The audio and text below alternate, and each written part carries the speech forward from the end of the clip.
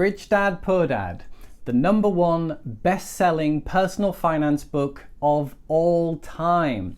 So we have to talk about this book, right? Welcome back, guys. Nathan here. And if you've already read this book, I think this video is going to be a great reminder of the epiphanies and light bulb moments that you might have had when you first read this book. And for people who haven't read this book yet, I'm going to be going over the main takeaways I got from Rich Dad, Poor Dad. Like many people, it was this book that had such a big influence on my life. In fact, I then went on to read a whole series of books from the Rich Dad Company covering property, gold and silver, tax, business, but it was this book that started it all.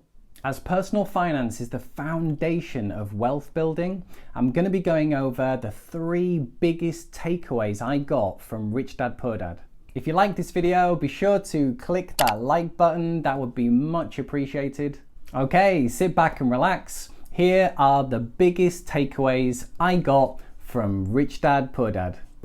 So the basic story of Rich Dad, Poor Dad is about Robert Kiyosaki and his 2 dads. You see, his real dad was a very traditional man and did everything right. He went through the education system, got himself a degree, got himself a master's, and then landed a safe, secure job with the government. The problem was he never really had any money. On the flip side, he had his best friend's dad, who was a person who actually dropped out of college and didn't go down the traditional route, ended up starting businesses and became a very wealthy man. And the story is what the rich teach their kids that the poor and middle class do not. So here are the 3 biggest takeaways I got from Rich Dad, Poor Dad.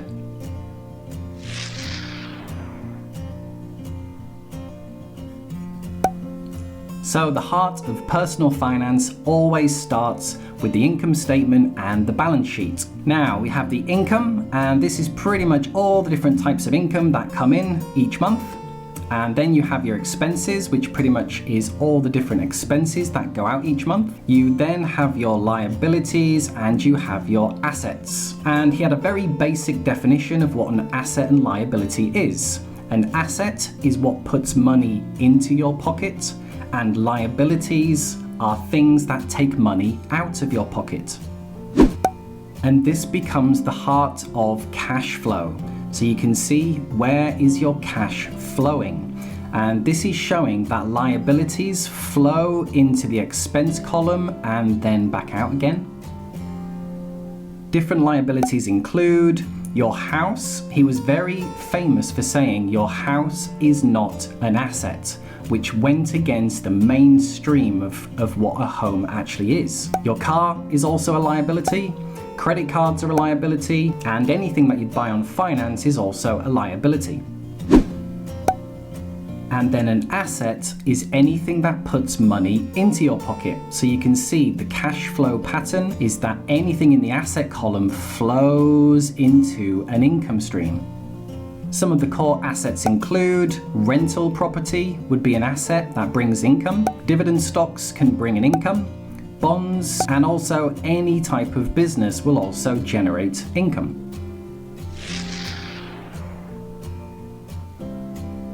So cash flow is at the heart of the Rich Dad teachings. And this is the cash flow pattern of the poor, the middle class, and the rich.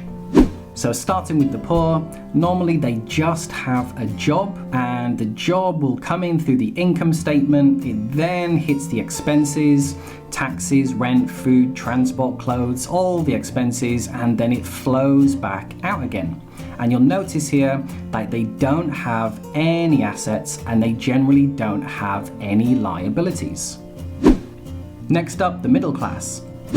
The main differences with the middle class is that their job is generally higher paying, so they can afford some liabilities. So again, the income comes in through the job, but this time it flows down into the liabilities. And this is where you get your mortgage payments, your car loans, your credit cards, all the other liabilities. It then flows into expenses, all the general expenses for the month, and then flows back out again.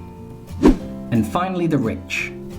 So the biggest differences with the rich is that they buy assets. So you'll notice it starts in the asset column with property, stocks, bonds, intellectual property, businesses, and it flows into the income column. And they'll have multiple streams of income: rental income, dividends, interest, royalties, etc.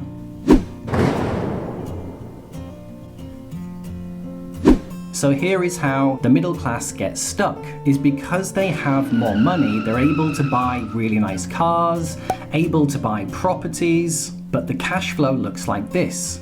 They have the income coming from their job, but it then hits the liabilities, the nice car payments, the house payments, they then have all the expenses, and then it flows back out again, and they get trapped in this pattern.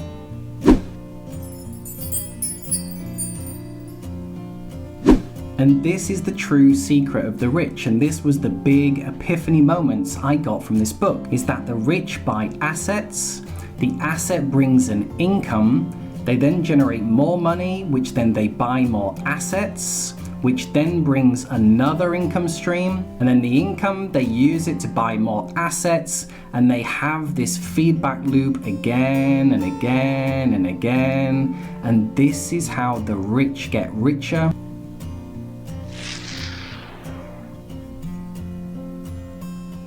Rich Dad said, it's not what you earn, it's what you get to keep.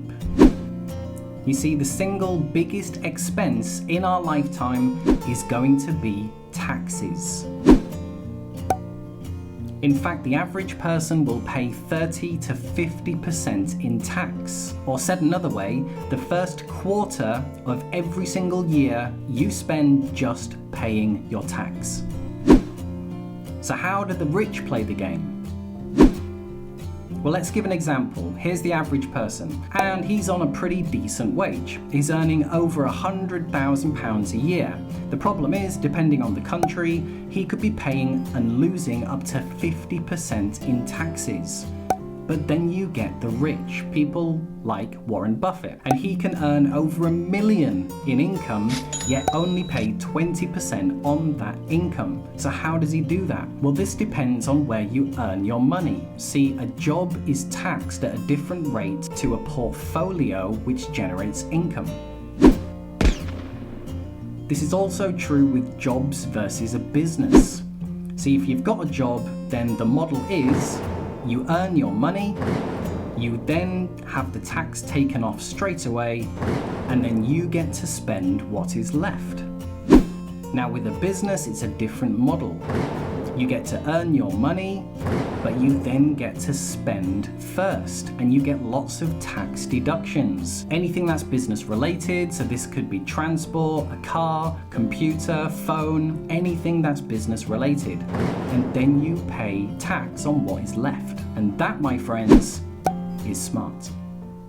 So Rich Dad Poor Dad has been responsible for educating and changing the lives of thousands of people all around the world. So I highly recommend a copy of this book. If you'd like to pick up a copy, I've included some links in the description below, so check that below the video. Hope you enjoyed this video. If you liked anything in this video, be sure to click that like button. That would be much appreciated, as it really helps out the channel. If you haven't yet subscribed, be sure to click that subscribe button below and tell me, what's your experience been with Rich Dad Poor Dad? Do you like the book? Have you read the book? Let me know in the comments below. Okay, that wraps up this video. I'll see you in the next video. Cheers guys, bye for now.